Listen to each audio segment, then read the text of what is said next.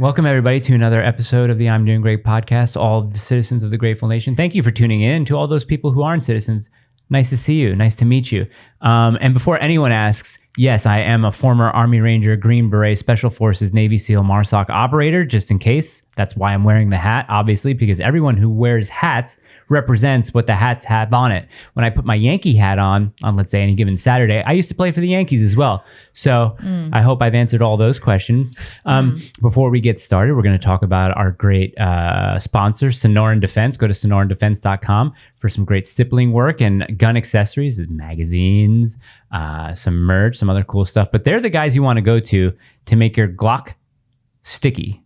And not necessarily sticky, but it feels good in your hand. You got your hand wrapped around some nice sandpaper, but that sandpaper can, do things that sandpaper can't do. I guess if that's one way to put it. They don't give me anything to say. I don't have anything planned to say. I just say that they're awesome because I have their products and their products are awesome. So if you want to have awesome products with awesome products, it sounds like Kamala Harris giving, I don't know where I'm going. I don't know where this is devolved into. Kamala, as Matt Walsh says. Yeah, Kamala. Listen, sonorandefense.com. Use the code IGG10 to get 10% off of all the items there and all the stippling work and Cerakote work. The offer isn't on the guns themselves. So they do sell guns. The offer does not apply. So stippling, accessories, merch, all that stuff, that applies. Go do it. IGG10. It's down there in the description of the video. Ladies and gentlemen, we have a fascinating guest, and who is going to introduce that guest is the co-president, the beautiful co-president of the Grateful Nation. Gina, go ahead. I'm introducing? Oops. Oh. I cut. Oh. Our guest is really fantastic. She's a friend of mine. She's a speaker, podcast host. Am I going to get this right? Aerial acrobatic performer? Yep. Yes. And she has a really, really amazing story. Courtney Turner, welcome to the show. Thank you. Thank you for having me. I'm so glad we could finally make this work. We have been trying to do this for a few months. Yeah. Months. We had a date and then we had to cancel and then we had a date again and then we had to cancel again. But she's here. I'm here. You're here. So tell everyone who you are. What part of? Yeah, so you got that right. I'm an aerial acrobatic performer. I actually have a performance coming up October 15th. I'm going to do a speech. And it's local, and so anybody who's in the area should come, definitely. I think I have it on my calendar. Let me double check. So I will do a speech. I will do a performance in what's called either pocket lyra or baby hoop. And so it's just like a mini hoop apparatus. And I'm going to do a speech, and then Jay Dyer is also going to do a speech. So I'm going to share like my story and talk about movement as a metaphor for life and using physical training as a teacher to overcome adversity.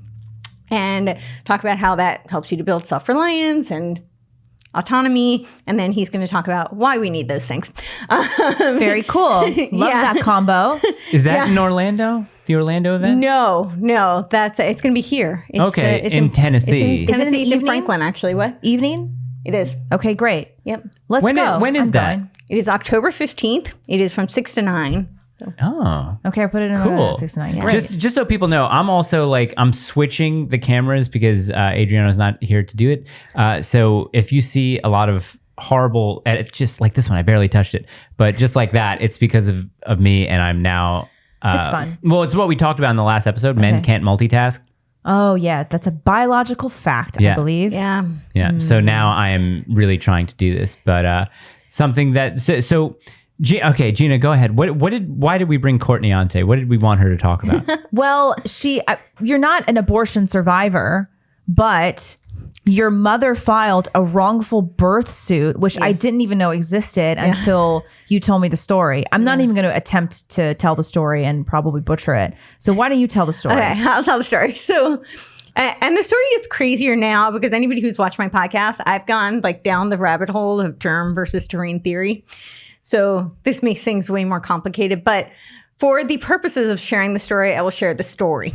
And so the story goes, and the story is really crazy. So my mom's OBGYN was very good friends with my father. They used to play tennis together. And the wife of the doctor went traveling and came back and had contracted German measles. My father then got sick, was really sick. He had a fever of 104, was delirious for over a week. And my mom, about 10 days later, finds a rash on her upper chest. No other symptoms. She felt pretty much fine, but she had this rash and she knew she was pregnant. So she starts doing all sorts of research, and she decides that she thinks she has German measles. So she goes to the doctor. She has the titer tested, and they test the titer. But the doctor was dyslexic, and he read the titer as being 112, but it was really 121. Wait, your mom's OBGYN was dyslexic.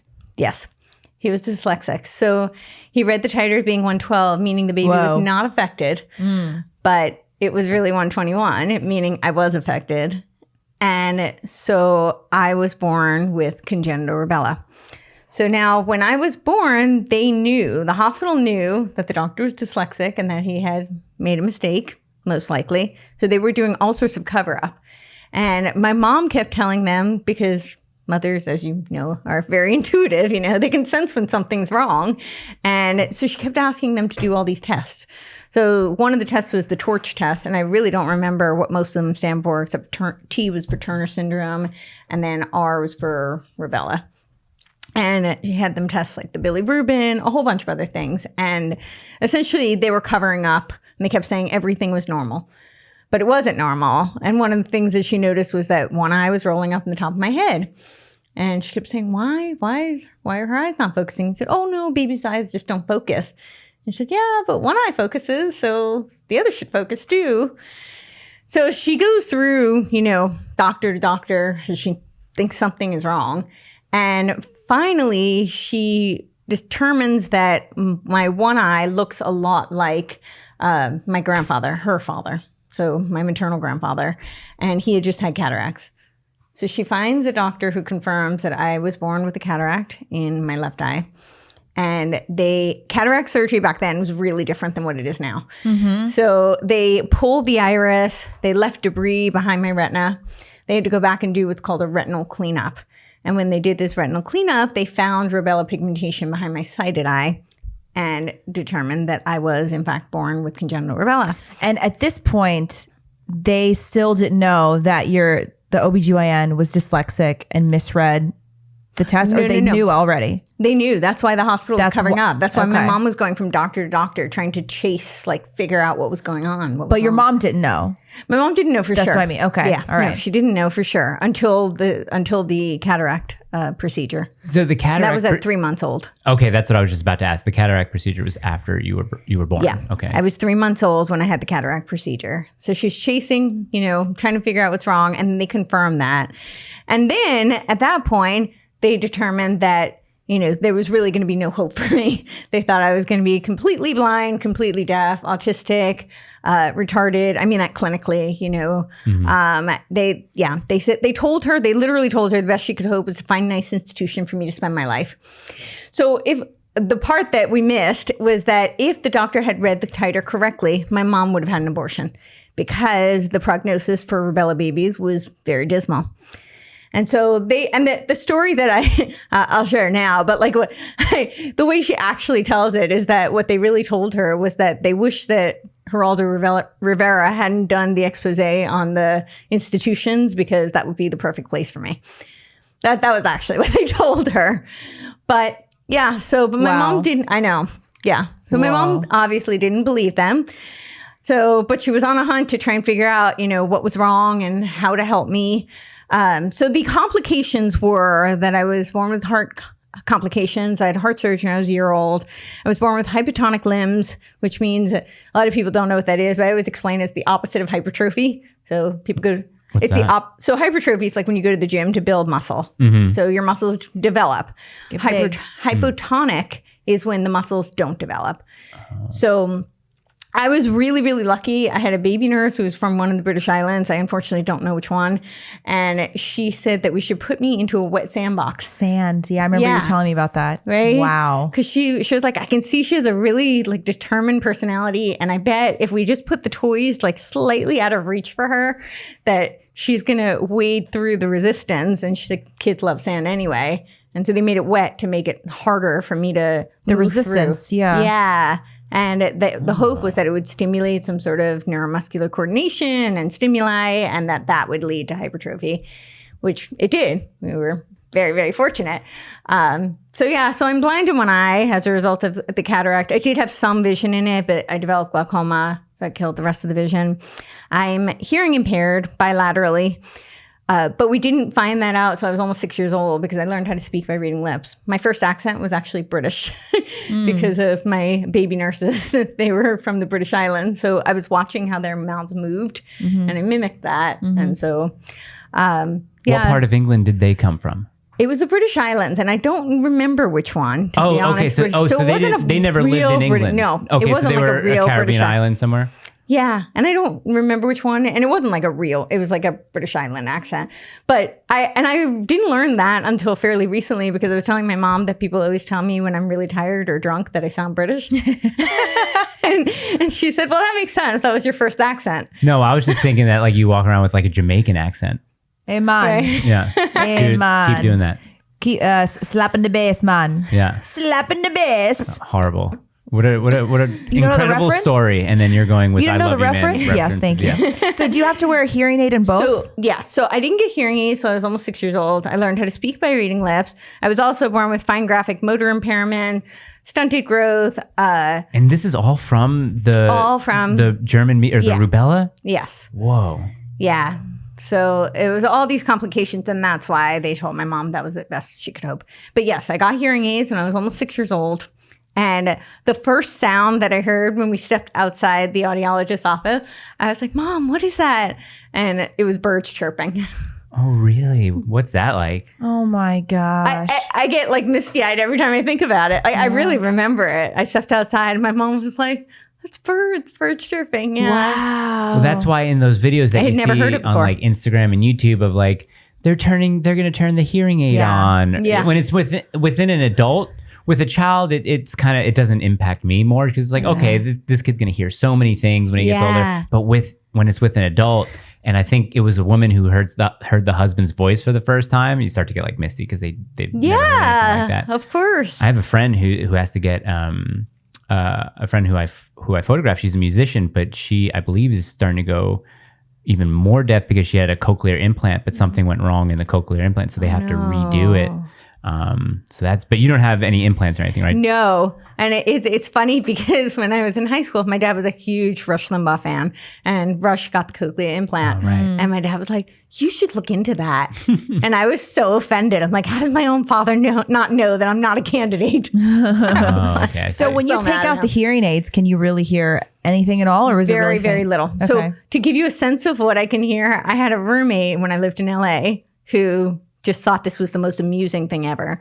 But he would come in when I didn't have my hearing aids in, stand behind me, like, where I wouldn't know that he was there, and scream like at the top of his lungs. And he was a singer, very talented singer. So he could really belt. Was he a sadist as well? Or I mean, I don't know. And I wouldn't hear him, but after a while, I would start to sense, you can sense somebody's there, Vibrations right? The and stuff, vibration, yeah. And I would sense he was there, and I'd be like, kind of startled, and I'd look up, And there he is, screaming. Yeah. And he's like, well, it's about time. I've only been screaming at the top of my lungs for I don't know how long, but I don't like this guy. yeah, he doesn't sound there was too a lot fun. of reasons maybe not to. Doesn't but sound like a yeah. great roomie. But that would be one of them. So the But it gives you story. a sense of how much I can hear without my hearing aids. Right. Oh, gotcha. So the story continues. Yes. So because the hospital was covering up, my parents sued for my birth. And it was called a wrongful birth case because the alternative would have been to abort me. And so, yeah, the lawyer, it gets like kind of crazier because the lawyer for the case was the same lawyer as the Larry Flint Hustler case. And it was around the same time. Yeah. We were not a priority, clearly. He had some other priorities at the time, but yeah. But, How do they even argue that? Like that wrongful birth? Because even if the crazy. diagnosis was the way if he gave the correct diagnosis, if he Right. wasn't dyslexic, doesn't necessarily mean that your mother would have aborted you. Yeah, I guess most likely she would have. And the advice would have been to have the abortion because the prognosis would have been so horrific that the quality of life would have been so hampered. So the case is, given the diagnosis, your mother would have more than likely had the abortion, but because the diagnosis was wrong, now she has a child who has all these impairments and disabilities and stuff like that. So financially, she's probably going to be at a loss in the long run. Yes. So I wonder, So yeah, and it's really interesting because I remember the first time that this came up where like it was brought to my attention, like, do you realize your parents sued for your birth? And I never thought of it that way. Like I honestly really just, it never dawned on me, wait, yeah, that is actually what this suit was. It was when I tried out for American Ninja Warrior, and so you have to do a submission video. And I really, up until then, had never publicly shared my story. And, you have to do a submission video. And when I did the video, my ex-boyfriend had been an editor. So he made a video that was, a massive file. Like it was a professional quality video. So he told me I had about 2 hours the next day, a window, if I wanted any changes to be made. So he was like, get some feedback and whatever you want to do, we'll do it tomorrow. So, of course, a file that big I had, like, everything was taking minimum 72 hours to render. So even my own computer wouldn't render in less than 72 hours. I mean, it was a while ago, but still, it was a big file. Yeah. Whoa. So I uploaded it to Facebook because, Facebook makes everything easy for you because they want as much data as possible. So they make things really, and it still took 10 minutes on Facebook. So that's a long time for Facebook. So that just tells you how big this file was. So I uploaded it to Facebook. I made it private and I sent it to 6 people just for feedback. Hey, can you get back to me quickly? It's a 3-minute video. Yeah. And so one of them had made it public. And I got a call he was my producing partner at the time, but he's also a lawyer. And he knew me because I had auditioned for him as a director years before that. So he knew me really well. And he calls me up at 6 a.m. because he's in New York, I'm in LA. And he says, your video is up on Facebook. And I said, yeah, I sent a private message. I wanted your feedback, tell me what you think. And he said, no, it's public. Like everybody can see it. And I immediately start bawling, like hysterically, like I could not control it, just uncontrollably crying. And he said, don't worry about it. You legally say that this is a submission video. You're legally fine. And camera was on you the whole time. He said, you're totally fine. It's just that I have never heard you share your story publicly. And it's really personal. And I just didn't know if you wanted it up there. So I go and I look, and already 3,000 people had seen it overnight. And, I had never had a video seen that by that many people. And back then that was a lot. So I wanted to take it down, but there was a feature back then that once it's public, if you rescind it, they can still keep sharing it. So it seemed kind of pointless. And I think that feature has been changed since, but I was like, I could take it down, but then they could still keep sharing it. So I had called up the person who had shared it, and he felt horrible. I was like, it's totally fine. I think, it was meant to be. Like maybe somebody will find some value out of it. My friend who was my producing partner told me, he said that I think the only thing that'll happen is they might not pick you because the interesting thing about your story is kind of seeing you do epic things and then hearing what you've been through. Whereas a lot of times from Ninja Warrior, it's kind of the opposite. Like you're rooting for the underdog. And he said, I think just your story, cinematically speaking, I think is more interesting in the reverse. And he was like, that's just my thought. I don't know, but...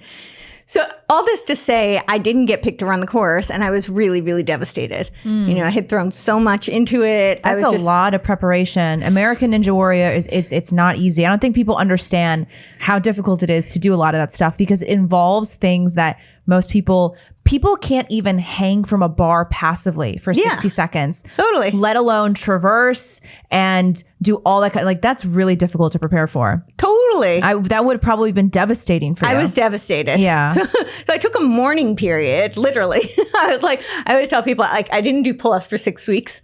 And if you know me, that's a really big deal.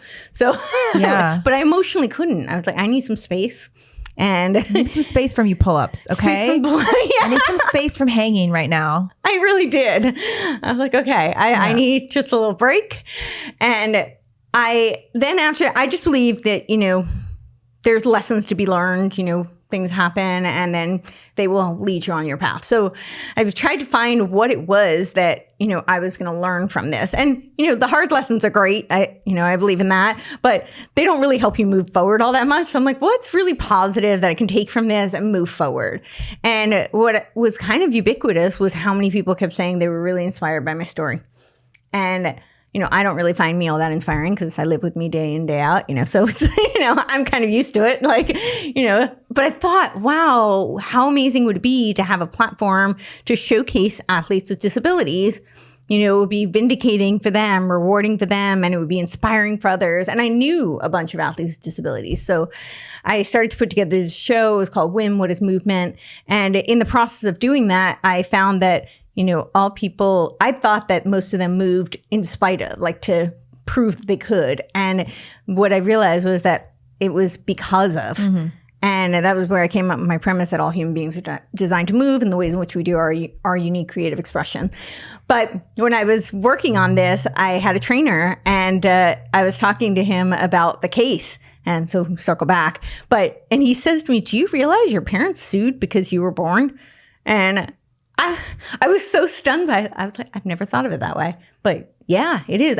And I understand why. I don't think that they were like, oh my gosh, we're devastated that we have this child. It wasn't, my parents loved me very much. I never questioned that. That's not what it was. I think it was the angle that the lawyers took, because they did recognize there would be medical challenges. There would be. That they should have been able to prepare for at the very least. Mm-hmm. Well, doesn't your mom still hold to this day that she would have aborted you if she knew that? So I don't know that she holds that she would have aborted me, but we did have a discussion a while ago. And she was actually pretty upset that I had tweeted about it. But I was like, I feel like this is part of my message. And I hold no resentment to her. No, I don't even hold judgment on her. We all have our perspective. It's our lens. I don't have to agree with everything she does. That doesn't make me love her any less. I don't question her love for me, I know she's very happy she had me, but we did have a discussion because it was when the Texas case was coming up, and she was very upset because she was looking at it very tactically.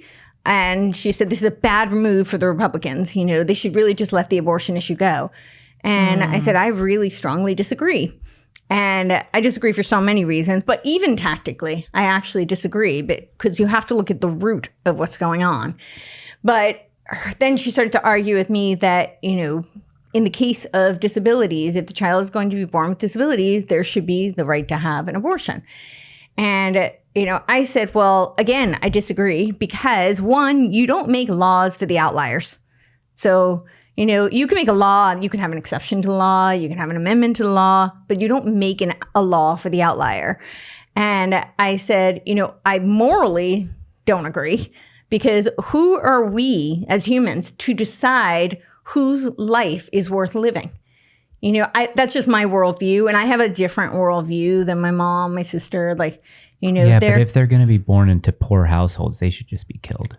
Well, and that is the eugenicist premise. That's exactly right. That's what's happening in Canada. With not even being born, it's grown adults who are poor. They're homeless people. The government is practicing euthanasia against poor people. Oh yeah, and the acronym is great. It's called oh God, what is it called? Oh, I think it's called MAID, MAID, medically assisted. Oh no. I forget what it's called, but it's medically assisted euthanasia, or maybe MEAD or MAID. I can't remember. Something I'm messing like this all up. Look it up, Gina, because remember you put the laptop away for the. Well, I want to say first, I think your story is really, really important to tell, because I hear stories like yours and a lot of other people online too who share that their children or they themselves doctors said that they wouldn't have any quality of life. Right. And doctors recommended that their children or they themselves should have been aborted. Yep. And then they went on to live perfectly happy, healthy, impactful lives. And it really points to this sickness that we see in the medical system, where they see a child in the womb who may not be, quote, normal, who may have some defects or some health issues. And then you have doctors that literally recommend to mothers that they end this child's life because they're not worth it. Why is even a child with Down syndrome? Yeah. Why is a child with Down syndrome less worthy than a person who doesn't have Down syndrome? It's the most disrespectful, and it's rooted in eugenics. Yeah. And I think it's so important for people like you to tell their story, because look at you now. Look at you now. And your doctor would have recommended that you would have been killed in the womb. Yep. And look at you now. And I see so many stories like this. Live Action does a really good job at sharing a lot of stories from mothers who share stories of how their babies, when they were in the womb, the doctor said, we really recommend that you abort your baby because they're not going to have a good quality of life. And then so many people go on to have a wonderful quality of life. That's not to say that there will never be any children who are born that may suffer. Sure. Like, of course, that it wasn't an easy childhood. I mean, I dealt with a lot. I mean, I will deal with challenges for life, but everybody has challenges. Who's to say that one person's challenges are more worthy of fighting than others? Yeah, it really is. It's the most disgusting thing. It's because Margaret Sanger and all the other eugenics, most of them who were at Harvard, they wanted to get rid of the filth of the earth, which was minorities, poor people, people with disabilities, people that they thought were the scum of the earth. Yeah. And then you have all these so-called progressives. I even hate that word progressives. It's regressive. They're regressive. I so agree. They're regressive. It's the most regressive thing in the world to say that people with handicaps or people with a different skin color should be aborted. It's like the most regressive thing ever. We'll talk about inclusivity. You're being exclusively exclusive. Yeah, it's ridiculous. When I first heard your story, and Gina told me, her mom sued because she was born and I said, oh wow, they must not have a relationship. I was under the impression that you guys don't have a relationship. My mom and I are super close, and she was really upset that I shared this. I mean, she was really hurt by it, and I told her, I said, Mom, I feel like it's a huge part of, you never hear from that side. Mm-hmm. You always hear from the other side. And I said, you so rarely hear somebody who, and I still do have challenges, and I'm still so grateful for life. And so I just feel like that message is so rarely heard, and it's so important. And I feel that for me not to share it would be a disservice. So it wasn't to in any way denigrate her or, to judge her. We can disagree, and it's just an intellectual disagreement. She has actually shifted her perspective a bit since But, what decade did this suit happen? It was. I don't want to age you. I'm just saying. Yeah, no, it's fine. My age is pretty public, but I guess it was like right before. Was it? I think it was 89. I guess it was 79. Yeah. Oh, okay. 79. Okay. Did they win a lot of money? No, they settled. It wasn't a tremendous amount of money. I mean, it would have been more. Had it like a jury awarded verdict or something like that. Pardon? Like, would it have been more money, do you think, if they would have brought the case in front of a jury? I do actually think it would have. Right. But yeah, they did settle. I think a lot of the settling had to do with him having other priorities at the time. But yeah, I mean, and had that money actually been saved, it may be, was dyslexia as not necessarily big of an issue, but was it known as much back then? Because you think... Well, yeah, I mean, Einstein was supposedly dyslexic. So, I mean, it wasn't like something nobody knew about. They say that today dyslexia is the most common learning disability. Yeah. I don't disagree with that. Yeah. Did you find out what the acronym was? Oh, yeah. Let's look that up. So, and I'll just add this, that, I think it's a total disrespect for life. That makes sense. It stems from eugenics. But I think it's a disrespect for life. And I always point out the statistic because so few people know it, and I think it's just so amazing. But we have a 1 in 400 trillion chance of being born. Yeah. Oh, yeah. The math doesn't even add up. 1 in 400 trillion. People can't even fathom what that means. Each and every person is such a miracle to be alive. God is good.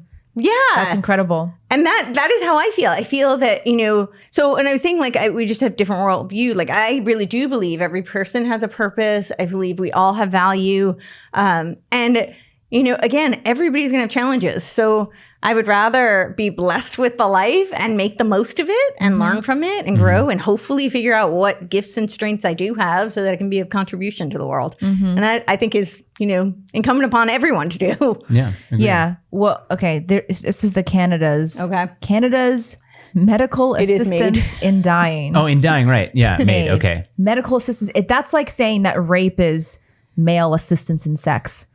Yes. Oh, I Well, it see. stems from, I mean, they did this in Nazi Germany too. Mm-hmm. Yeah. So, I mean, like, that's what's just so astounding to me about what's happening now is it's like they do these beta tests and then they replay it. And it's like nobody has learned anything from the first time, the second time. I mean, we're on, I don't know what iteration of this madness.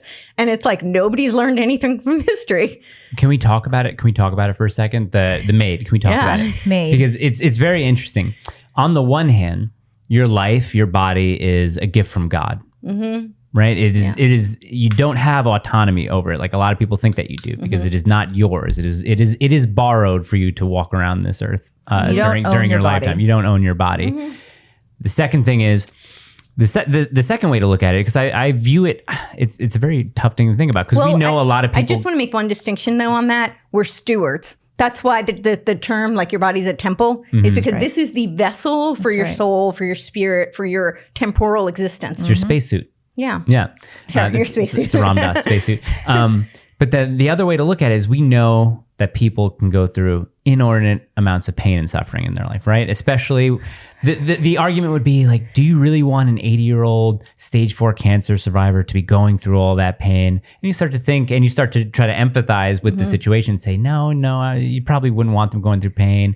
But at the same time, do you help them kill themselves? I don't know. It's a really interesting philosophical and moral and ethical question that I think deserves a big discussion. Although at the end of it, I'd still come out and say, I don't know. I don't think so. I don't think we get to kill each other. Yeah, no. I think it's pretty clear that you don't. I would agree. And I would also say there's a huge difference between the 80-year-old who's suffering and an unborn child who doesn't have a voice in that discussion. Mm-hmm. Yeah. Well, this is even apart from the whole abortion thing. This is the maid thing. Yeah. What do you think about that? I mean, I don't support it. I absolutely don't support it. I do think there are people who are absolutely suffering, and I never wish that kind of suffering. And there's that phrase like when somebody dies, if they have cancer, that at least they're not suffering anymore. But that's their natural time frame, as opposed to assisting them in their time frame. I don't know. I'll phrase it from this perspective, which I don't know if it makes any sense, but I think it's related. I do feel like we have our time, so it's not for, now somebody can choose of their own volition. That's what I was just about to say. But for somebody else to step in, they're playing God. Mm-hmm. And I understand what you're saying. It's not an easy assessment to make because we as human beings hopefully have compassion. And so we don't want to see other people suffer.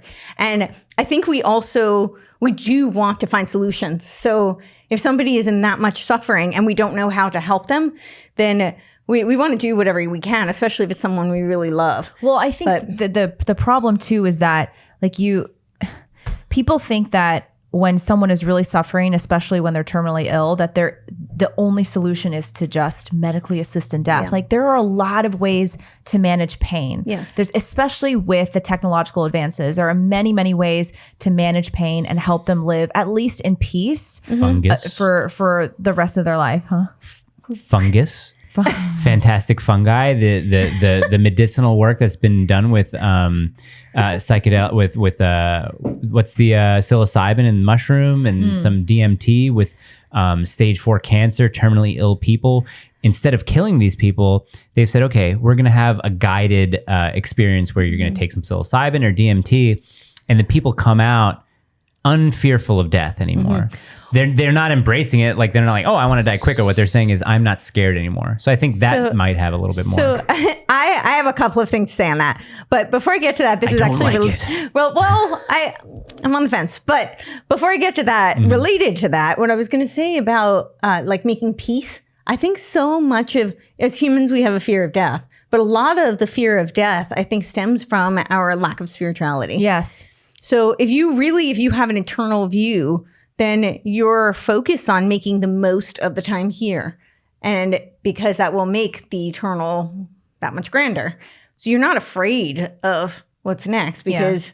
Well, I would just interject and say, for me, it's a lack of connection to God. I mean, from a Christian perspective, it's like when you know who God is and you know Christ, you know this is not your home and this is temporary. And you know that where you're going afterwards, you're gonna meet Christ, and it's going to be infinitely better than your life on earth. Yeah. And I think even if you, even if you're not a Christian, but from lots of religious perspectives, it is that connection to the creator. It is that connection to an eternal perspective. Because we live in such a temporal, materialistic existence. And I always have to clarify this. I mean it, philosophically, because people think material and they think, I'm talking about the smartphones. And, right. That's part of it. Sure. I would argue that's more of the consumeristic mentality, but it's really the materialistic is that finite, ephemeral, existence that's what creates a lot of fear. And I think that for people, especially as they're getting closer to what could be an imminent ending, and it's the unknown for them. And that's what's, not to undermine the pain that somebody might experience. I mean, of course there's pain, but I think fear makes somebody pain exacerbated.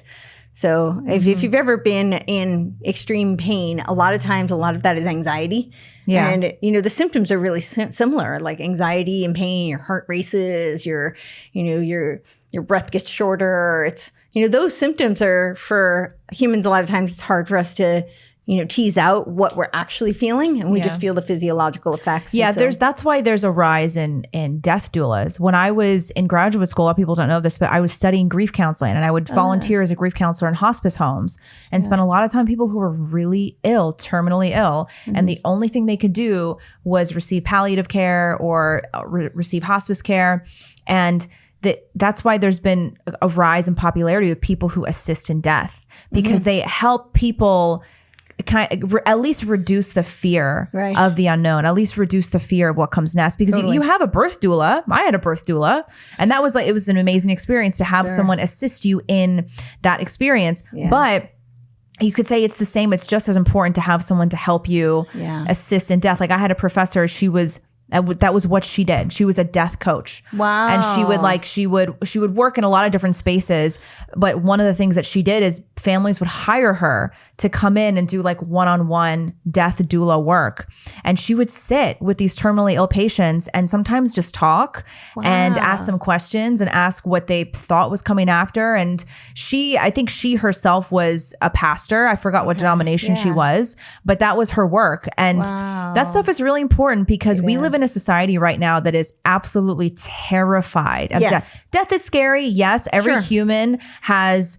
We're born with a natural fear of death, but our modern society has taken it much further. And you can see that in I think that's the by COVID design. Hysteria. Yes. Well, you can see that in the COVID hysteria. The COVID was what I was initially thinking about, because I remember in the first 2 weeks of when it happened, and people kept saying to me, this is literally the first 2 weeks, that all the buzz and all the fear porn was happening. Yeah. And people kept saying to me that you're really not afraid of this, at all. And they would ask me, they say, are you? I mean, you don't seem like you are. And I was like, no, I'm not. I to be fair, I kind of suspected just based on the media's reaction that this might be a bit of a hoax.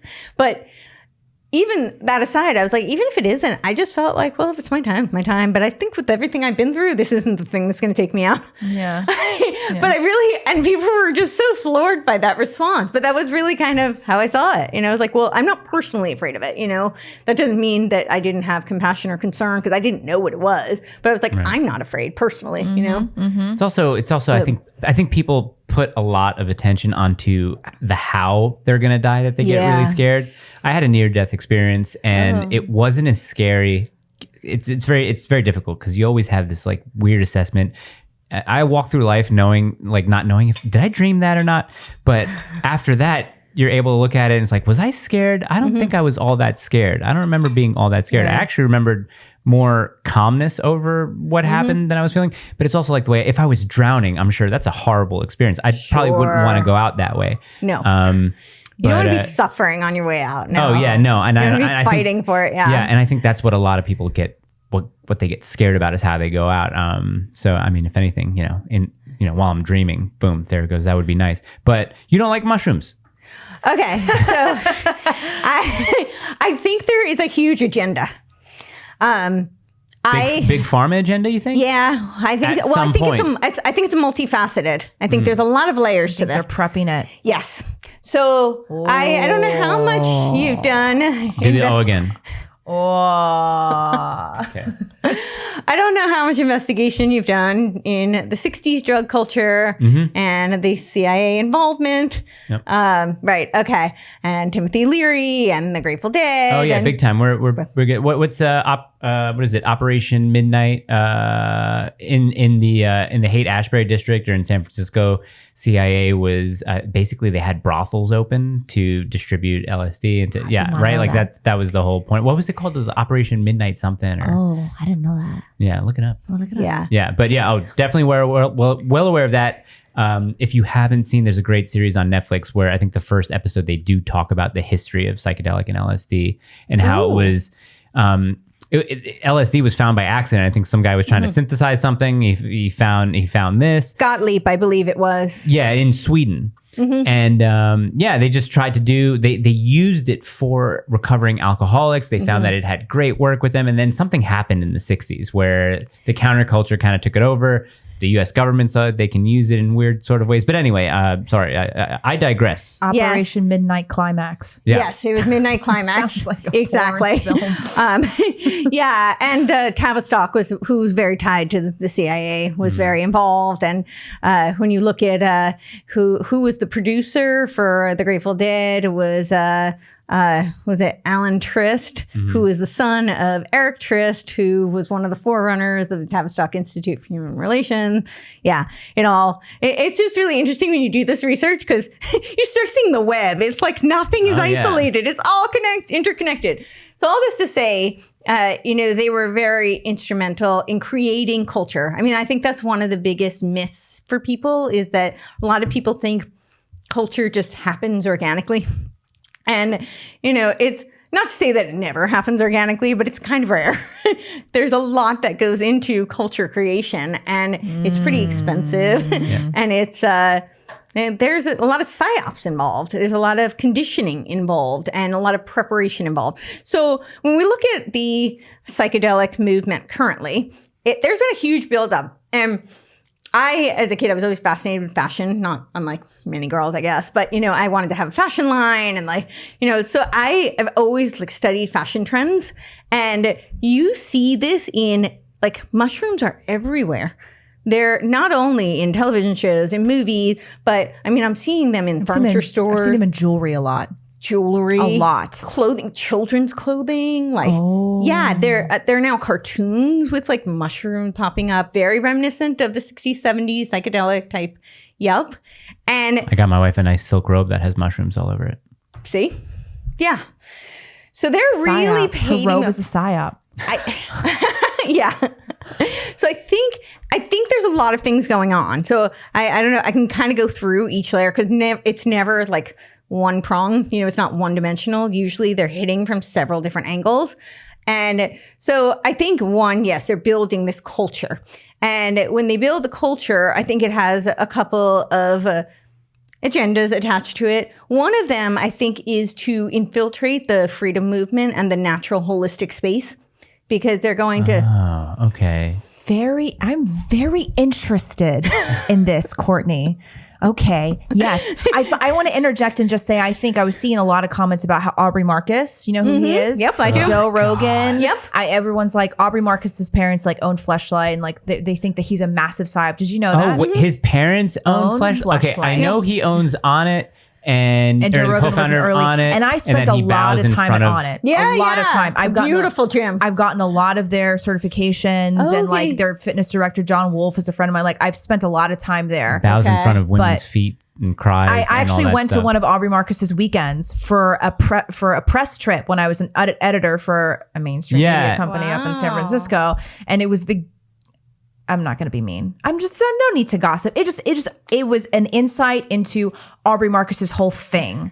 So is he a guru? Does he want to be a guru kind of guy? He says he's not trying to be a guru, but it's acting a little bit. It's very clear. It's very clear what he's doing, and so I'm really interested in what you're saying because I can see how there are actors that have been chosen to really push Push this narrative and this agenda. plant medicine agenda. So go on. Yeah. So I'm somebody, I always have a theory on everything, and they're not always right, but I did a rant on Instagram about how like I am actually a conspiracy theorist, and I think people need to stop apologizing for the term, because it was actually weaponized by the CIA in 1957. There was a document, 1035-960, and it was to avert any investigation into the Warren Commission.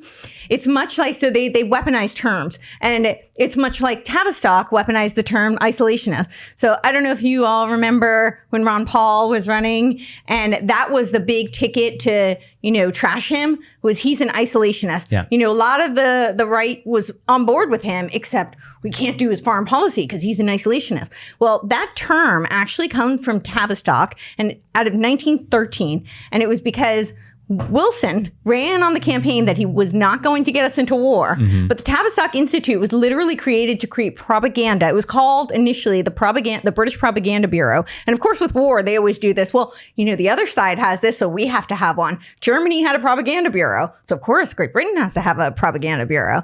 So that's literally what it was called when it was the Wellington House. And they advised Wilson to help garner acquiescence from the masses, because it turns out people actually don't really love the idea of going to war. Mm-hmm. I know it's shocking, but the idea of bloodshed and death and losing loved ones, like this is not all that thrilling to people. So again, culture creation, they had to convince people that this was a great idea. And so they demonized the term isolationist. So sorry, were you going to say something? No. Yeah. So but all of this to say that, I have lots of theories on things. And again, they're not always right. But, a conspiracy theorist is somebody who sees, dots, tries to connect them, and then puts forth a theory. So, but that's really what the scientific method was. And we can't actually test any hypothesis if nobody can ask the questions. So I'll get back to my theory, and it is multifaceted. I'm seeing, so like Aubrey Marcus, Joe Rogan, and influencers. Like I've even gone through Instagram, and there's like influence with, hundreds of thousands of followers. Or millions on TikTok. On TikTok. Okay. And they're pushing this hardcore. So I think in the freedom movement, it is to try and split the camp, because there are people, I think, who see it and who are worried about, big pharma coming in, worried about, other implications of it. And so it's starting to divide a lot of the alternative health space. So I'm seeing that right there. And I think that's intentional. They want that because it's divide and conquer. I always say they have a trinity that they worship, just like it's always in threes, right? So the trinity that they worship is division, deception. We start with deception. They deceive, they distort, right? Mm-hmm. And then division, divide and conquer. Mm-hmm. So much easier to conquer your enemy if they crush each other. Break down the family, for example. Exactly. Divide the family. Put the woman in the workforce. Because it is the smallest firewall. Absolutely. And that was huge in Tavistock. Tavistock's one of their primary agenda was to divide the family. And that was part of why they created propaganda for the women's lib movement. But yeah, so divide and conquer, and then destruction. Once there's all the chaos, they can destroy, and that's a breeding ground for usurpation. So yeah, so they want to divide and split this movement. I think there's also a blurring of lines and boundaries. So there was a Canadian entrepreneur, and I'm blanking his name, but he was talking about how, he was a hardcore capitalist. He's a tech entrepreneur. And he was saying he would never have supported the New World Order agenda, but he had an ayahuasca trip, and he sees how this is the way, and we are all one, right? And this is a very occultist theory, this notion of we are all one, there is no I, there is no you, we are one, we are the same. I am you, and you are me, and we are all together. We are us. John Lennon, I am the walrus. Imagine, I am the walrus. And then, imagine sucks. I love I am the walrus, but imagine sucks. Imagine all the people. What? Imagine there's no religion. Yeah. Yep. Imagine there's no heaven. Ever. Imagine there's no. And the theory. Imagine that. Oh, I didn't get that. The theory is that Tavistock was behind, the lyrics of, Yeah. Really? We got to dig into this guy Tavistock because apparently he's in everything. Oh, that is my jam. Tavistock is because it is a monster. It is like the mother of all think tanks. And all the think tanks are like little disciples of Tavistock. And Tavistock works with all of the major intelligence. They work with the MI6, they work with CIA, they work with Mossad, but they work with like Stanford Research Institute, they work with Harvard Research Institute. Really? Yeah, they work with, Rand is like their protege. And Rand, Research and Development, which is so funny because I lived right by there in Santa Monica and their address is 1776 Main Street. And I feel like that was intentional. I mean, that's really like the tinfoil hat in me, but I kind of do because isn't that kind of how like the devil works? Like they have to steal and invert and yeah, so I don't know. I mean, it could just totally be a coincidence, but it was a little weird. But Rand does all of the wartime research, and wartime research is usually a cover because I always say you throw a D in front of it and they can hide anything and get a carte blanche, like Black Ops budget to do whatever they want. And that's typically what happens. You know, a great example is like Operation Paperclip. When you look at all of the Nazi scientists who came over, they were supposedly rocketeering, NASA guys. Yeah. You find out later, half of them were bioweaponeers, half of them were, chemical. Werner von Braun used to hang people outside of his facilities and stuff like that. Totally. Yeah. Yeah. And then movies were made. There was that movie October Sky that was made with Tobey Maguire about the rockets. And he's like, you're my hero, Werner von Braun. He's like, yeah, dude was a literal Nazi and not a very good guy when you look at it. And NASA is started by Nazis. Yeah. And I'm so fascinated by Tavistock also because it was the foundation, it was literally the creation of the field of psychology. And I studied psychology very, very young. Like I actually read Freud when I was 9. My mom went back to school when I was like 6 years old. And because I was sick as a kid, my mom and I spent so much time together. It was always her tagline was you and me against the world. And we were super, super close. Aww. I know.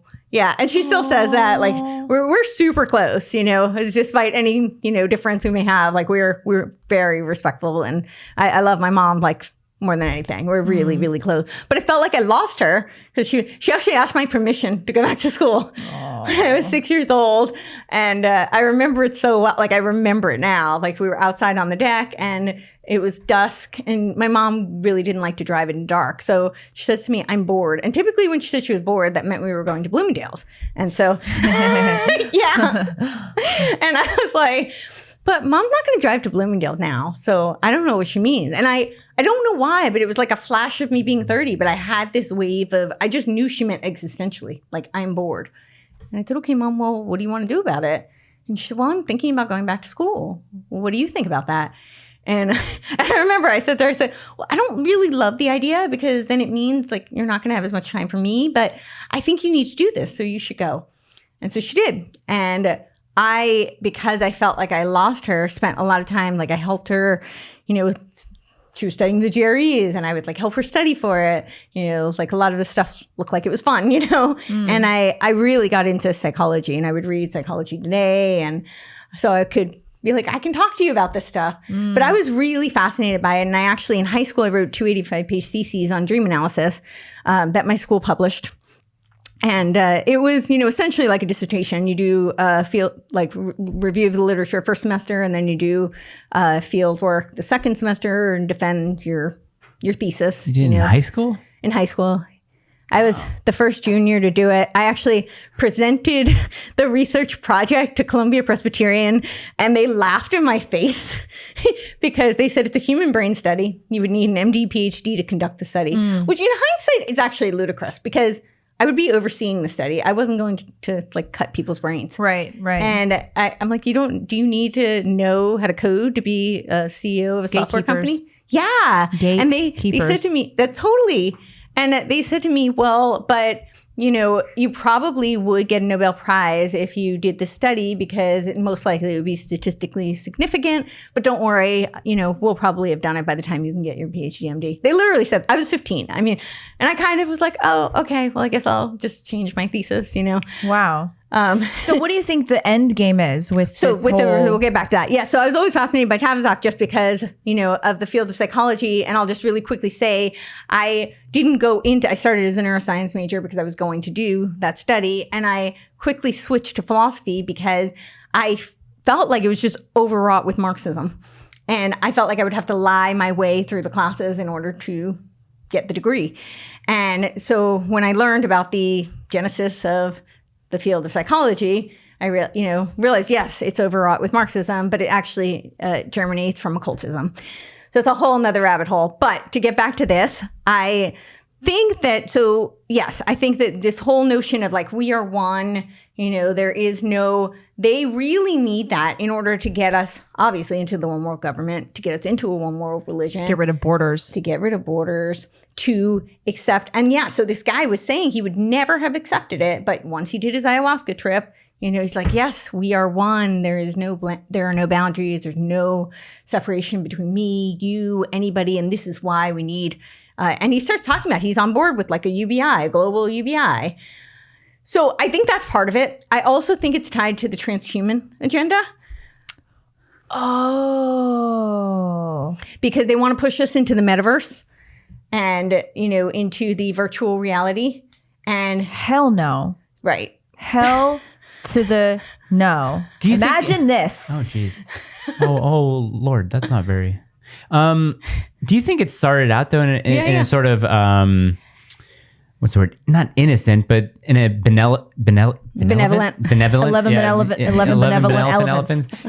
way, where you have people like Paul Stamets, who's talking about like the health benefits of different mushrooms and stuff like that. And then here's where I'll go with this. So when I talk about the big pharma element of it, so there right now, you've probably seen all these studies that were recently coming out about how the SSRIs, right? That there's no correlation between chemical imbalance and anxiety, depression, right? And therefore SSRIs are kind of a fraud. Right. So most of that research was actually done in the 90s. And then there was another surge of a lot of research that was done around 2008, 2009, 2010. The media did not say much at all about it back then. Mm-hmm. All of a sudden, here we are. Last time I checked, it was 2022. Mm-hmm. And suddenly the media is going nuts over this. And simultaneously, what is happening? We have a bunch of psychedelic support movement people or people in the health space talking about, and I do want to preface by saying, I'm not saying nobody has ever experienced anything beneficial or positive from it. That's not what I'm saying at all. Right, okay. I'm talking about the agenda. That doesn't mean that nobody can have a good experience or can be helped by these things. Mm-hmm. I'm talking more about what the bigger plan is. But yeah, so simultaneously, suddenly you have all of these publications coming out saying how, psilocybin and some of these other plant medicine do wonders for depression, anxiety. Ketamine. And MDMA. Yeah. And recently, they just remember what I was saying about defense budgets and the Black Ops budgets? They just snuck research for plant medicine into the defense bill. Saw that. What does plant medicine have anything to do with defense? Are we going to use this to arm ourselves? I'm confused. Oh, this is very interesting. Wow. So I could be wrong. And again, I'm not saying nobody has experienced anything beneficial. I'm seeing such a strong push that, my brain goes, why?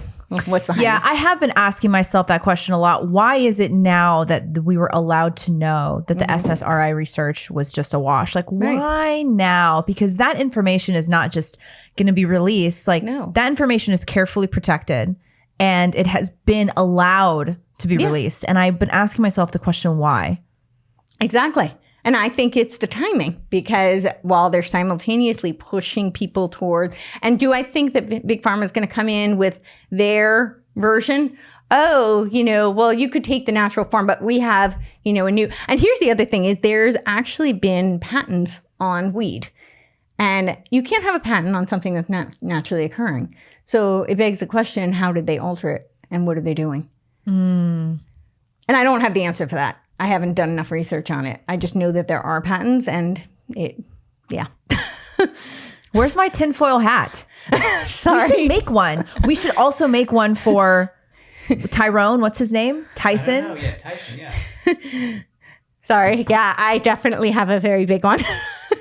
Okay. But I was just talking to Dr. Lee Merritt about this because she says, well, they're really just dot connector. I'm like, absolutely. I just did a whole rant about this. And so I was saying when I was 2 years old, I had a tutor and her name was Miss Corey. And she used to say, your talent is in connecting dots. Like that's like, you're really good at that. I've never seen a child do this. And apparently it was because I would always kind of foreshadow what the end of the book was going to be. I'd be like, well, I can tell based on, they're giving us these clues. And she was very kind of like taken aback by it. And I was saying, yeah, maybe she knew I was going to grow up to be a conspiracy theorist. Yeah. I will say, because back when I was a raging lib with a half-shaved head and I was wandering around the world. Cringe. Very cringe. I did a lot of ayahuasca. Yeah. Yeah, I did a lot of plant medicine. And it is the crux of it is we are one. Yep. That's the message. That is the message. Yep. That is the message. Which is an occult message. It is, absolutely. And you cannot separate that from eventually open borders because the personal becomes the collective. So if we are one and if I am you and you are me, then why do we have borders? Why do we even have countries? And I find it very interesting and sad and scary that at the same time, we're having the biggest border crisis that we've ever had. And it's just all being swept under the rug or being distracted by other stuff. Totally. So I was watching Fix live stream from last night. He said 19 million people have been apprehended at the border in the last 18 months. And what are the Republicans doing? What is Republican Governor Greg Abbott doing? He's sending buses of these illegal immigrants to DC and to Chicago like it's some like funny ha. We're gonna own the libs. Like what? This is how the Republicans are responding. Like Republicans are just as cringe. So we have this massive border crisis. People are just pouring into the country because when you send a bus of illegal aliens to DC, like what's going to happen? They think it's like, we don't want to take you in Texas. Like we'll send you up to the Capitol. Why wouldn't you turn them around and send them back to Mexico? Right. I don't understand why you're putting them into the heart of the country. And in DC, like DC's a small city. Of course. Where do you think they're going to go? They're going to go to Virginia and they're going to vote and they're going to have kids. Yep. And the kids are going to vote. And it's just going to infiltrate the country more and more and more and more. So we have a totally open border at the south border. Nobody's talking about it. Yep. We're being distracted by other stuff. And at the same time, it makes a lot of sense that they would push this psyop of plant medicine and alternative forms of medicine because the whole idea of that is we are one. Exactly. What's the point of borders if we are one? Who's doing it? Huh? Who's doing it? Like who's behind the psyop? It's not just some random influencer on Instagram who has a bunch of followers and does ayahuasca all the time and talks about it. It's not like kind of like how these fake gurus are becoming so popular, like Teal Swan and all these kind of people. Like, who's propping them up? Is it people? You're saying or you're asserting, or you're guessing that it's most likely huge think tanks or people in power or governments? Yeah, I think so.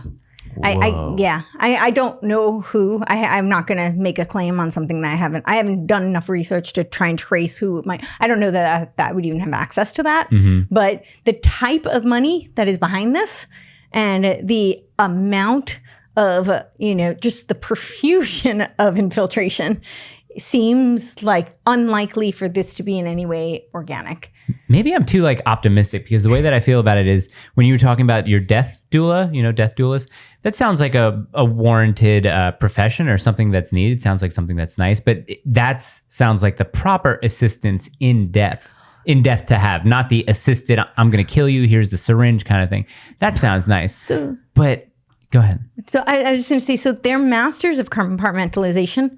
So a really good analogy for this would be the military. A lot of times, one department has no idea what's going on in the other, so they don't know what the bigger picture is. I think the same thing happens in the government, right? So you're talking about the Republicans and what they're doing, but it's very much a uniparty. I say that the Republican Party was created to be controlled opposition for the left. I used to think they become controlled opposition for the left. I actually no longer think that. I actually believe they were created to be controlled opposition for the left. Like in 1860? Well, and think about Lincoln was the first Republican, right? And Republicans worship him. Yeah, the dude invaded his own country and put the press in jail. Yes, exactly. He suspended habeas corpus, right? He instituted the Insurrection Act of 1907, right? Martial law. And his answer to a lot of things was grow the government. And Republicans seem to think they're the party of limited government. So I think there's a big distinction between like constitutional conservatism Right. and the Republican Party. I'm making some tinfoil hats for us. We got to get some tinfoil hats in here. We got to make some tinfoil hats, put them here, make a tinfoil hat for Tyrese, Tyrone, Ty, whatever his name is. Whatever. Tyson. Ty, whatever. And I will just add one more thing, and then I want to hear the rest of what you were going to say. He's got a deeper voice than that. Come on, look at those. Actually, his balls are kind of small. Look at his. Don't show them. Come on, children are You're ruining exploited it. every day online. It's gonna be okay, buddy. We're gonna get you a tinfoil hat, and you're gonna be happy. It's and going to match his collar. don't worry. Yeah, don't worry. Okay. People say that you're not a pit bull. They say you're a what? Bulldog, mastiff. Bulldog Mastiff or American. We'll get into your opinion on pit bulls later. What were you gonna say? Oh, I was just going to say, I'm currently, just to add to the whole like tinfoil hat theme, I'm reading a book right now. There are two books I just got. They were both first published in 1798. So this is not new like conspiracy material. One of them is called Proofs of a Conspiracy. And George Washington actually used that book in his warnings about the Illuminati. What? Yep. Where And the then- hell did you even get this book? Well, it's actually quite readily available. What's it called? It's called Proofs of a Conspiracy. And then the other one is called The Code of the Illuminati. And that one Jefferson referenced. And they were both written in 1798, or they were first published in 1798. So this goes way, way back. Whoa. Kind of like National Treasure type stuff. Yep, that's it. That's my favorite Nick Cage And movie. So I actually just like really early in the book, they say that the mission was to mix all the different, so an association has been formed for the express purpose of rooting out all the religious establishment and overturning all the existing governments of Europe. I have seen this association exerting itself zealously and systematically till it has become almost irresistible. And I have seen that the most active leaders in the French Revolution were members of this association and conducted their first movements in accordance to their principles and by means of its instructions and assistance, formally requested and obtained. Who said that? Who said that? Is the author of which one? That's Proofs of a Conspiracy. I've just started that one. I haven't read the other one yet. Well, I'm not going to be able to sleep tonight. Sorry. Sorry. Do you like pit bulls? What? Do you like pit bulls? I do. Yeah. I think they're. Oh, you're a white woman. You're white, right? White? Yeah. I guess so. Yeah. Yeah. So you like pit bulls. Well, That's the- John would say he would take it a step further. She's white. Oh yeah, that's right. Yeah. Yeah. You know John Doyle? Yes. Yeah. He says some pretty explosive things about white women and pit bulls. Oh. We'll tell you after. Okay. I don't want to say it in front of Tyrese. Right. Tyson. Yeah. Tyrone. Tyson. I don't know. One of the black tie names. Does he have dissociative personality? Was he MK Ultra? The dog? Yeah. That why he has so many names? Oh yeah, that would make sense. No, I don't think so. Let's come up with a good backstory We're for gonna him. get you a tinfoil hat, buddy. Don't you worry. And then we'll. I don't really understand why they call it tinfoil. You know, tinfoil hasn't been used since not like World War II, but you know. Well, don't they call it tinfoil to sort of ward off? I know, but it's aluminum. Tinfoil hasn't actually been used since World War II. Oh, okay. It's just, yeah. Okay, aluminum hats. Yeah. Yeah. They say aluminium. Aluminium. Okay, isn't that weird? What else did you want to talk about? I don't know. There's a lot of crazy stuff going on right now. Yeah. Do you think so? I always say that one of the most important social issues happening right now is the trans agenda. Yes. So I absolutely agree. And I think that again, it's multifaceted, but one of the big things is it's to pave the way for transhumanism. Yes. Yeah. And you know, they're masters of incrementalism. So you look back at like the Fabian socialists, their original mascot was actually the wolves in sheep's clothing, which I think was very fitting, but now they're known as the tortoise, and it's because of this philosophy of incrementalism. So they had to start with the women's lib movement, and then they had to move to, you know, the gay agenda. The gays. Yep. And, you know, I remember when I was in high school and I said, you know, this is going to lead to pedophilia and bestiality. And people thought I was crazy when I was saying this. And look at you, vindicated. I would rather not be. I know, right? You know, I'm like, I would have liked to be really, really wrong.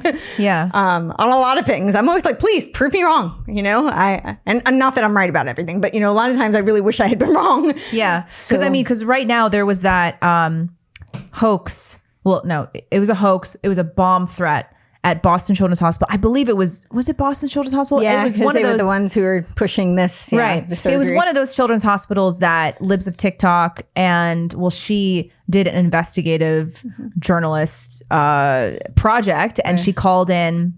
No, but she called in the Children's National Hospital. But first she identified that Boston Children's Hospital was performing hundreds of, quote, gender affirming surgeries for minors, kids under 18. So you have girls as young as 15 getting their perfectly healthy breasts cut off because they feel like a boy. And then Matt Walsh was kind of helping just bring more light to this issue. It's such a serious issue. And then there was apparently a, quote, bomb threat that turned out to be a total hoax. And of course, the left has jumped on this to use it as fuel to say that Libs of TikTok and Matt Walsh are terrorists who are promoting violence. And I think it was a leftist who called in this fake bomb threat. So absolutely. I think it was a leftist who wanted to make it seem like Libs of TikTok and Matt Walsh wanted, you know, promoting violence and wanted people dead, but it was just a total hoax. And you see all this stuff happening now. And then Matt Walsh highlighted some surgeon in San Francisco, who's just a butcher really, who works at some sort of gender affirming center. And on a Zoom call, he was explaining how he hasn't gotten any kids as young as 12 yet for a consultation, but he is very much open to having kids as young as 12 years old come in for a consultation about having their breasts cut off. And it's just like, it's horrifying. On the Zoom call, he's saying this, and somebody on the Zoom call at some meeting, he asked, so what's the youngest that you'll take? And he says, there is no number. There is no chronological age that I will set as a limit. I'm open to treating all children who feel like they need support and care. What's the goal with creating this population? Creating this population of people with maimed bodies and scarred minds. What do you think the goal of that is? So I actually think it is transhumanism. So I think it's twofold. Well, threefold, really. Maybe more than that. Well, briefly explain transhumanism. Okay. Like briefly. So transhumanism, it's so funny. I did a podcast with You sound like Jay Dyer about to go into it. What? You sound like Jay Dyer. Like you're about to go, well, transhumanism. I love it. Well, so I did a podcast with Jay Dyer and Dr. James Lindsay, and I've asked them the question, and James is like, Courtney, let's back up a little bit. Not everybody knows what transhumanism is.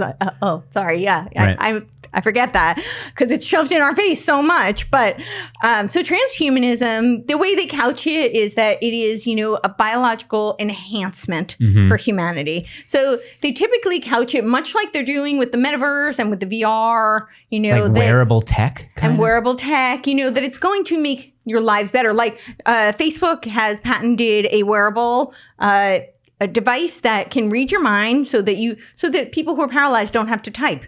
And doesn't that sound so nice? Except that now they're reading your minds, and they've literally patented this technology. Whoa! And we think we have any semblance of privacy, you know. Yeah. So exactly. So they couch it in that it's, you know, assistance. Like I was really upset when I read the World Economic Forum. They were talking about, you know, glasses and hearing aids. Yep. And I wear hearing aids. Obviously, I wear contact glasses. I was like, do not put me in that category. You know, there's a huge difference between, you know, giving somebody a technological assistance. And of course, you know, if you were Yuval Noah Harari, you might say, yes, but where is the line? And, you know, because we don't have souls, although they want to upload our souls they want to upload our consciousness that they claim that we don't have to this hyborg mind. So the singularity is near. Ray Kurzweil. But so that's essentially where they're going with it is that, and Yuval Noah Harari has said this, that, you know, what we will take away from the COVID era is that 2020 was the year when everything went digital. And he is very explicit about the fact that he does not just mean, you know, like our smartphones or, you know, now people can work remote on Zoom. That's not what he's talking about. He said, this is the year everything becomes digital. This is the age of surveillance, and it is now under the skin. And he talks about this. Yeah, well, I don't even. I'm a big golf fan, and a lot of golfers now have adopted, and you know what it is, the Whoop bands. Yeah. And I'm like, I don't. That seems kind of a little weird. Like, reach your blood pressure, it tells you how long you've been in REM sleep. But like, how do they know that? Like, your recovery rate and all this kind of stuff. And I'm just like, I don't know if that's. I don't know. I'm very weary of that. But anyway, Well, I'm going to take it a step further with my tinfoil hat. So they have wearable tech that is not just like your Oura Ring, your Whoop, but actual clothing. And the primary ingredient in this clothing is graphene oxide. And the graphene oxide can become like a self-assembling type of chip, essentially. And it can be hooked up to magnetized structures, electromagnetic. And sort of morph themselves around, whatever. Yeah, my dad told me about graphene because he was like, graphene's a very interesting molecule. It's a form of graphite, but it's like so small and it's so strong and it's so light and everything about it. And I'm just fascinated by I was looking into it. I was like, oh, I wonder if I can find, because it's fascinating. It is fascinating. I wonder if I can find any American companies who are public who work in graphene that I can invest in. And there aren't any. Of course. There aren't any. Yeah. And that was my first kind of, this is interesting. Like somebody's holding on to this. Where I got a little creeped out by it is that they're putting it into cotton dye. Because so I did like a whole rant about how we're all wearing recycled plastic, especially athletes, you know, like all of our clothing is like, it's recycled and it's a huge endocrine disruptor. So great. I'm most concerned about it in fitness clothing because now you're going to go sweat and your pores are all open and then all this is seeping into you. So I was looking into like, you know, more organic kind of materials. You're always going to have some because like spandex lycra is that's plastic. And that actually comes out of World War II, that's an interesting story in of itself. But yeah, but then I found out that they're using it in cotton dyes. So, but it's also interestingly in a lot of people who've done the analysis of these current injections, they're finding very high materials of, you know, GO, which, you know, if you've studied anything about Charles Lieber, are you familiar with Charles Lieber? Okay, Charles Lieber was recently, I don't know where the court case stands, but they caught him on tax fraud, supposedly, because he was tied to the 1,000 Talents plan in China. And so they claimed that, you know, he was given something like $158,000 a year for research and then living expenses and like over $1 million for research. And he's like called the nanobot king. So he has 66 patents. They love their numbers, but 66 patents. And the first one I can find on this nanotechnology starts in 1991, which I just think is interesting because it's also the same year that the first spike protein canine vaccine patent came. So I just think that's like an interesting kind of coincidence. But he does all of that. And one of his patents is on injecting nanoparticles that create self-assembling structures that are binary weapons and that can be that have payloads that can be activated by electromagnetic radiation, something that could be like 5G. 5G, what's used for the phones currently wouldn't be a high enough, in order to activate it, but it has the capacity to be turned to a level that would activate it. Okay, so before we get way off. really carried away, yeah. So transhumanism. Yes. And then the question was, what do you think is trying to be achieved with, performing surgeries on 12-year-olds and then, sort of mainstreaming the idea of transgenderism, transsexualism, whatever you want to call it. What do you think is the ultimate goal there? Like, what do you think the goal is for having, the population of these types of people grow and grow? Okay, so just to go back to, they say transhumanism is, biological enhancement through technology. But if you listen to the key players of things like the World Economic Forum, people like Yuval Noah Harari, they talk about how it literally is merging man with technology. And they say that eventually it will replace man. And he talks about how they will play gods and only they will be even more grand than the God of the Bible, because the God of the Bible can only create organic beings and they will create inorganic beings.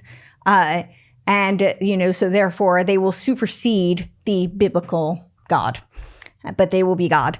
He also talks about, he uses the reference of the ark, as in Noah's Ark, right? Have you heard this? And he says how, but during the flood, all the masses were wiped out and they didn't fare so well. And he says, we're going to have a very similar occurrence now, but it's going to be a technological type of flood. Only the elites will have a scientific ark that will protect them and lead them towards becoming godlike and having immortality. So this is where Jesus, take the wheel. Yeah, so this is where they're going with all of that. So that's the idea behind transhumanism. So with transgenderism, I do think it's tied because there's a couple of things. I think there is just like a mnemonic kind of thing they're doing with trans. They don't say transgender. They don't say transhuman. It's trans, right? So it's a very easy transition, just trans. And so I think that is just kind of a mnemonic kind of a game that they're playing.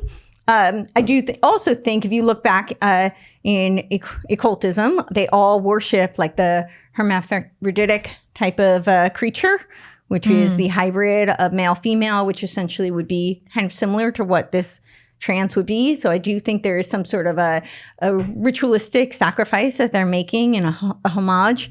I don't know, but that's just a correlation that I'm drawing. And then I think that there's definitely a depopulation agenda because trans, the likelihood of them reproducing is, yeah. So it's the likelihood of them continuing to live too is exactly. a lot smaller. Right. You got it. So they kill them, they kill the chances of their progeny. And I also think that there is a literal transhuman because when integral to being human is that we are male and female, right? And that is how we create life, is that male and female create more life. And when you take that away, then you open the door to this, we could be part robot, we could be, what is a human? Okay, well, I'm black-pilled, so sorry. That's cool. Great. So sorry. I actually think that it is going to get a little worse before it gets better, but I actually think that humanity wins in the end. Yeah, I do. I always say that God wins in the end. Yeah. It is. It's scary. It is. It's really scary. And it's particularly scary because they're targeting one of the most vulnerable populations, which is children. Yes. And that's the thing a big part of that is because that once you remove the children from the authority of their parents, then obviously the nuclear family, another way the nuclear family just totally breaks down. Totally. And there's a saying, you don't need the guns when you have the children. Right. Exactly. Yeah. And it's insane now that they have used the whole concept of consent. Well, what is it to you if a 15-year-old chooses to do that? I don't know if you saw this on Twitter, but Lauren Chen and Matt Walsh were having an exchange with some lib who turned like libertarian because of COVID named Kim Iverson. And they were talking about all of this evidence of how children's hospitals are performing mastectomies and vaginoplasties and stuff on like 15 or 14-year-olds. And then this woman, Kim, goes, it's their body, it's their choice. What do you have to say about it? And then Lauren Chen responds and says, do you believe that children can consent to sex?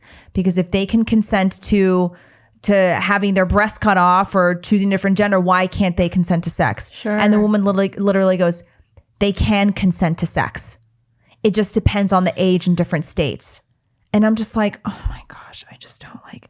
It's insane. That's what's so scary to me. Yeah. And then that's the whole obsession with consent, because sexual relations have just been boiled down to consent, and it all started with homosexuality. Yes. As long as they're consenting adults, there's nothing abominable about it. There's nothing wrong about it because they're just consenting adults. And then they slowly open the door. And then it was, okay, well then gay is fine. Okay, well then bi is fine. Okay, well then trans is fine, because it's all consensual, right? Right. As long as they're consenting. Yeah. And now, pedophilia is fine because it's not really pedophilia. It's minor attracted persons. MAPS. And MAPS. Yeah, because children can consent. If they can consent to having their penis cut off or being chemically castrated or having their breast cut off, why can't they consent They need to be honest. They need to be honest. They need to be consistent. That's the thing. So that's the question that Lauren posed, is saying, okay, so if you believe they can consent to getting the breast chopped off at 12, you better also agree that they can consent to having sex at 12. And then the quiet part was said out loud. Right, exactly. Well, the funny thing about the quiet part being said out loud was someone commented on, I guess, one of our shorts about transgenderism. And they said, oh, well, the reason why there's an uptick in trans women, violence against trans women, is because when they're with a man and they're found out not to be a real woman, they have violence against them because the man gets upset, especially in a sexual encounter. And I was like, do you realize what you just did, right?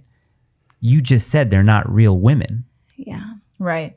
Did you mean to say that? Yeah. Oops. Oopsie daisy. Yeah. Well, yeah. I think that we need to be really careful because there's the useful idiots, like the term, and I mean that, intentionally. I'm not saying they're all idiots, but they're the people who are going along because they have been, ideologically consumed and they really believe what they're saying.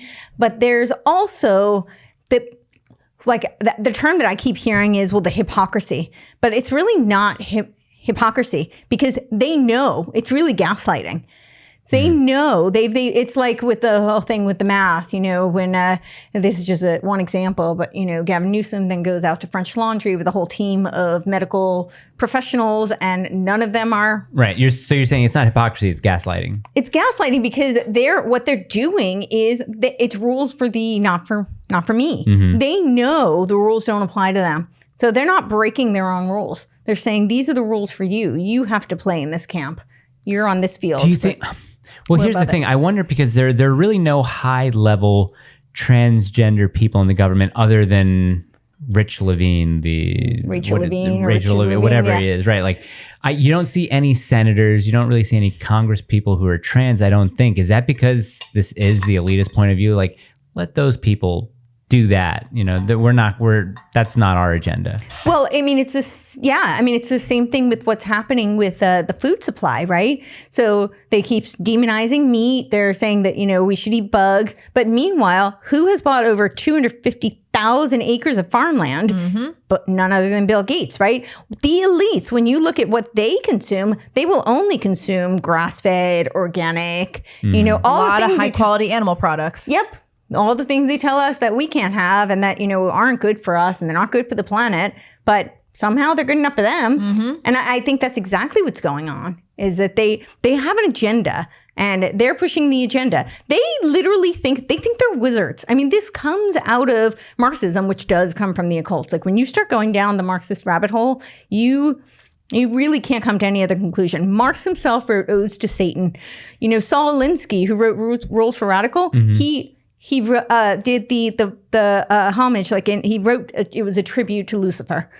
The Lucius Trust was originally Lucifer Trust. I mean, do they do that just to be like contrarian and provocative, or they really believe it? No, they really believe it. And you can see it when you start to study. I mean, I've studied these philosophers mm-hmm. and, initially I thought, that it was I really just thought it was kind of an inverted, warped philosophy. But the more that I dive into the philosophy, you can't separate it from occultism. It's just the philosophical manifestation. Who's a good guy philosopher? Like, oh, that guy's on our side. Who's a good guy philosopher? Like the opposing view to Marx. Would that be who would that be? Like someone. So I don't think that. Oh, that's a really good question. I mean, I don't think that there's. And again, what time period, right? G.K. Chesterton or someone like that. Yeah, he was great. It really depends on the time period because there are a lot of and. When you read genuine philosophy, it's kind of complicated. I mean, a lot of them, they distill it and they water it down. And a lot of them are translated also. So mm-hmm. you're getting a very the camera was on me again for the longest time. Oh, no. So you get I was saying that it really depends on which philosopher you're looking at and what time period. But philosophers are very complicated. They're not... it's just like any of us, our views, we're all walking paradoxes where oftentimes we're sorting through our own processes. It's not one dimensional. So I may believe one thing and I may say one thing and then you may see me do something. I mean, I try to live by my beliefs, but you may see me do something and that may seem confusing. And it's not because I'm trying to be a hypocrite or because I don't really believe what I said. And when you look at, they water down a lot of what philosophers say, and they also translate. So a lot gets lost in the translation. So I think it's really hard to say, well, this is a counter to Marx, you know. I think we have some really great, I mean, certainly like parts of Aristotle were great, you know, even parts of Plato. I think it's more... the big thing for me, because I talk a lot about controlled opposition, and the big thing for me these days is that I wish more people would analyze information rather than glorifying or vilifying sources, because there's so much to learn even from something that's false. You know, there's a lot of truth that can be garnered from studying something that's false. A broken clock is right twice a day, you know? But I think we live in an age where, because, you know, it's the 140 character type memes, you know, the Twitter world, that people they want like a bullet point. And things are actually a lot more complicated than that. But Gina finds Twitter world is high IQ. Ooh. No. When did I ever say that? You said it on the last episode. No, I know. That's not what I said. It goes like this. So when you're talking about social media sites, the lowest is TikTok and Facebook. And then, I mean, this is like, you know, this is what people on social media say all the time. And then above that is Instagram, a bit more mid-level. And then like out of all the social media, like the smartest stuff that you'll see is on Twitter. The way you worded it, though, you did use high IQ and Twitter in the same sentence. I mean, sure, you have high IQ people on Twitter, of course. And the thing about people on Twitter is that like the reason why it's more difficult to be really successful on Twitter is because you only have your words. And so people who are really good writers and who are very intelligent, like they have a much better shot at doing well on Twitter. And it's like you find the best ideas on Twitter out of all the social media sites. I would agree with that. Absolutely. I've been kicked off Twitter, so I'm not, you know. Well, how are we doing on Twitter? I mean, have we made any tweets? Not yet. I think I tweeted like one thing. It's like if people are going to know it's me. Yeah, they should. You know what I mean? Twitter should just mirror your tweets, really. Like just repost. Yeah, it's just that like I'm never going on it. To be good at, why are you on Instagram then? That's what I don't get. Like, why am I on Instagram? I'm a photographer. Why wouldn't I go on Instagram? Why would you choose Instagram Instagram's a good over medium for a photographer. Yeah, like why would you choose Instagram over Twitter? Not so much anymore. No, but why would I? Why would you choose Instagram over Twitter? Like if you get annoyed by Twitter, why would you choose Instagram over it? Because Instagram's way more annoying. Not a lot of my friends are on Twitter. Like my friends, like people who I am actually friendly with, they're not on Twitter. Okay. So there's no reason for me to seek out their insight. Media? Okay. Right, exactly. So if I wanted to know how they felt about a certain subject, I could either see it in their story on Instagram, but then again, they would text me like, yo, did you see this? Be like, yeah, I did. Oh, so it's a friend thing. It's a friend thing, 100%. Yeah, that's the only difference. Yeah, that's why I don't have Snapchat or Twitter or... Yeah, I'm Twitter's also the best place to get news too. Yes. Yeah. People forget the social part of social media, but that was actually what it was I'm not saying it was what it was created to do, but it was definitely what it was marketed to be. It was supposed to be social in its interaction. Yeah. But I agree with you. I mean, I'm not on Twitter anymore, but I still go to do research. Yeah, it's a really good place for research. Yeah. You know, it's a snapshot of things, but a lot of people link articles and it's a lot of really good threads. It's good for a lot of different, it's good for obviously politics and culture, but it's really good for health and wellness too. There's a lot of people on there that write really good threads. And like,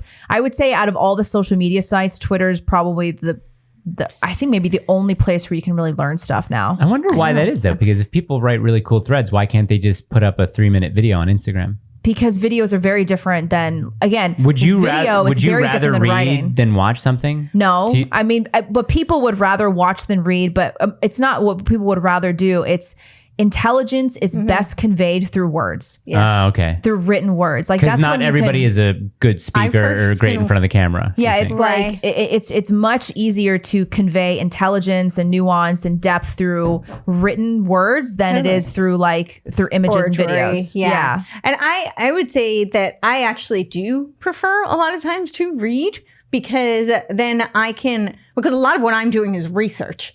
So everybody has their different, some people are just collecting information, but a lot of times if I'm going to a source, it is for research purposes. And so if it's written, I have a much easier time of kind of parsing out, you know, what's valuable, what I'm going to put into whether it be, you know, my articles, my work, you know. So which you can't do that as well with a video. You can, but it's I also think Twitter, it's where you find the most humor. It's the funniest because again, it's like when people are good with words, it's funnier than like any memes or videos or whatever. Yeah, it's definitely the most high level. Not that social media is high level at all, but it's the most high level out of all the social media sites. totally. And I mean, it does require quite a bit of, I think it requires some bit of intelligence to be able to condense it into those 140 characters. And still be effective in getting your message across. Yeah. I actually, as a platform, I like Twitter. I'm kind of bummed that, I was kicked off, but everyone gets kicked off now. I mean, what were you kicked off for? So it was COVID misinformation, quote unquote, but I actually wasn't talking about COVID at all. I was talking about polio. So different stratosphere, like altogether. But still, were you talking about the Crenshaw? So we say right. We say Crenshaw. Yes. Yeah, so you can't talk about the Crenshaw. No. So any Crenshaw. No, right. That's why I liked Rogan had the talk with Alex Berenson. Alex Berenson was on, and he successfully sued Twitter because they kicked him off. So he sued Twitter, and he's about to sue the White House because the White House had people in the executive branch that said to executives at Twitter, why is this guy still on Twitter? Yeah. So he said, oh, I know. And he through discovery, I think he was able to find out like that these conversations were had between White House execs and Twitter execs. So he says, I'm suing the White House next. Oh, yeah. Whoa. These companies are that's one of my pet peeves is people say, oh, they're private companies. This was back like in 2020, everybody's talking about Section 230. I'm like, are people really still believe this lie? So this is a huge issue I have is people really don't understand like the dialectical nature of political warfare. And this is what they do. They throw attacks and they throw them into, I mean, the most obvious is the left and the right, but then they do it within that because they want to, create further factions to divide and conquer within that group. But people are so lost within the meta narrative that, they've subscribed to that they can't step outside. It's essentially like Neo before he takes, a pill. So, and they have no concept. They can't step outside of their box because they're so mired in a paradigm. So yeah, I don't care how private a company is. If it's unethical and immoral, then that well, it's doesn't also mean like anything to me. absurd to even say that Twitter is just a private company. Like they are the public sphere. Like this is where public conversations happen they're the public square, that have a very real effect on elections. Yes, it's like it's a public square now. It's absolutely a public square, but it goes even beyond that. I mean, when you look at like some of the history, there's a lot of evidence. I would say the one that has the most evidence is Facebook. There is a lawsuit with Leader Inc. And it's Michael McKibben. He has sued Facebook because he says that basically he created the, technology and that the whole, what was it, that movie? I'm blanking. The Social Network. Yes, Social Network. That was movie. Like, that was the propaganda to get you to believe like a false narrative. But he's actually suing them because it was literally a DARPA project. Wait, Facebook was a DARPA project? So, okay. So, I don't know if you remember LifeLog. LifeLog? Uh-huh. No. Okay. LifeLog was like this, just what it sounds like, like had data on everybody. Log your life. Yeah, log your life. And so it was taken down in February 4th of 2004 because it was determined to be a violation of the Fourth Amendment. And then Facebook went up. Guess when? 2005. No, February 4th, 2004. Wait. Okay, so when was the LifeLog taken down? February when? February 4th, 2004. So then 10 days or 10 or no, 10 the days. Same day. Same day. Same day. They didn't waste any time. Oh.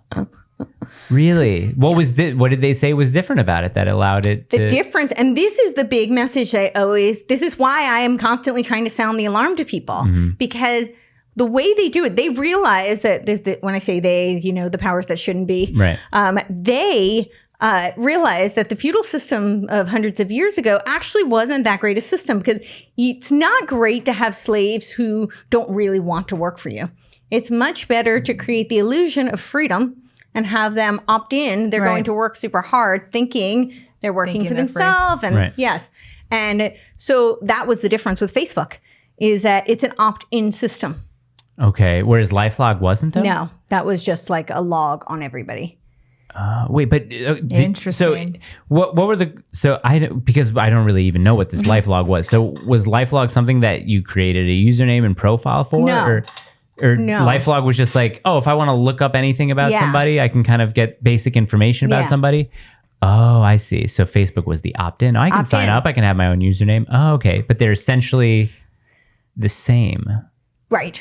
It's But people are willingly giving up their, or quote unquote, willingly giving up their information. Slavery by choice. Exactly. Yeah. Yeah. Kanye. And this is what, so I had recently done this whole thing. Yeah. I had recently done this whole thing on, and again, this may really be a totally fake site. I honestly have no way of confirming or denying it, but I thought it was horrifying because I've read enough of the elite papers that I know what their agenda is. I know what their goals are.